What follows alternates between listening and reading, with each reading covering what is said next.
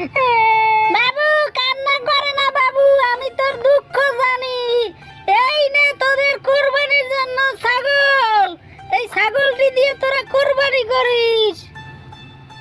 এম্বে, এম্বে, বাবু কান্না করে না বাবু, তোদের কুরবানির জন্য আমাকে দিয়েছে পরি উপহার। চলো তোমার বাসায় যাই। এরপর মিসকের মেয়ে ছাগলটি পেয়ে তার বাসায় নিয়ে গেল। ও বাবা, তোমার আর গরু কেনা লাগবে না বাবা, আমারে পরি উপহার দিয়েছে বাবা এই ছাগলটারে। এটা দিয়েই আমরা এবছর কোরবানি দিব বাবা। আব্বু কি মজা, কি মজা, কি মজা, আমরা এবছর কোরবানি দিব। কি মজা, কি মজা, কি মজা, আমার যে কত ভালো লাগেছে, কি মজা। এরপর কোরবানির দিন সকালবেলায় বাঘ এবং নেকড়ের গরুটি মারা গেল এবং তারা কান্না করতেছিল সেই দুঃখে। হুক্কা হুয়া, মামা তোমার গরুর কি অবস্থা? গরু দিয়ে মারা গেছে দেখি, তুমি কান্না করে না মামা। এই আমাদের একটি ছাগল উপহার দিয়েছে পরি, এটা দিয়েই আমরা সকলে কোরবানি দেব আনে মামা। এরপর সকলে একসাথে মিলে কোরবানি দিল, সব কিছু রান্না করে একসাথে দাওয়াত দিল সেই শিয়ালিনীর বাসায় এবং তারা সকলে সেই বাসায় বসে খাওয়া দাওয়া শেষ করলো। মিসকে, খাবারের আয়োজন তো ভালোই করছো মিসকে। আগা মেয়েটি অনেকক্ষণ ধরে কান্না করতেছে, এবছরও কুরবানি দেওয়ার কথা বলতেছে। তুমি কিছু ব্যবস্থা করো, না হইলে কান্না করতে করতে শেষ হয়ে যাবে। গিন্নি, আমি গরিব মানুষ, আমি রিক্সা চালাইয়ে কয়টা টাকা উপার্জন করি, এ দ্বারা কোরবানি হবে না গিন্নি, এ দ্বারা তো আমি ছাগলও কিনতে পারবো না গিন্নি। এরপর একথা বলার পর শিয়ালটি গেল টেম্পু চালাতে। এরপর মিসকে সারাদিন টেম্পু চালাতে লাগলো এবং কিছু সামান্য কিছু ইনকাম হলো।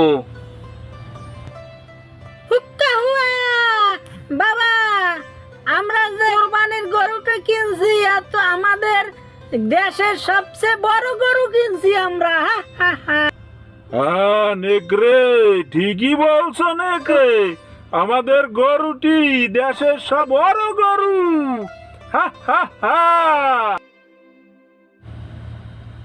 এরপর নেকড়ে এক রাস্তা দিয়ে যাচ্ছিল, সেখানে সেই শিয়ালের মেয়েটি দাঁড়িয়ে আছে।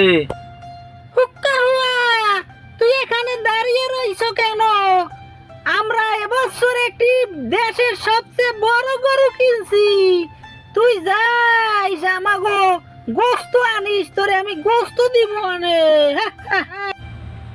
নেকড়ের একথা শোনার পর মেয়েটির মন গেছে খারাপ হয়ে এবং তার বাবাও বলল যে এবছর সে কোরবানি দিতে পারবে না। হুক্কা হুয়া, গিন্নি রাস্তাঘাটের অবস্থা খারাপ রে গিন্নি, কোনো ইনকাম নাই, গাড়িতে লোকজন পাওয়া যাচ্ছে না, এবছর কোরবানি দেওয়া যাবে না গিন্নি। কি বললে বাবা, এবছর তুমি কোরবানি দিতে পারবে না বাবা? আমি চাচ্ছিলাম এবছর কোরবানির গোশত খাবো।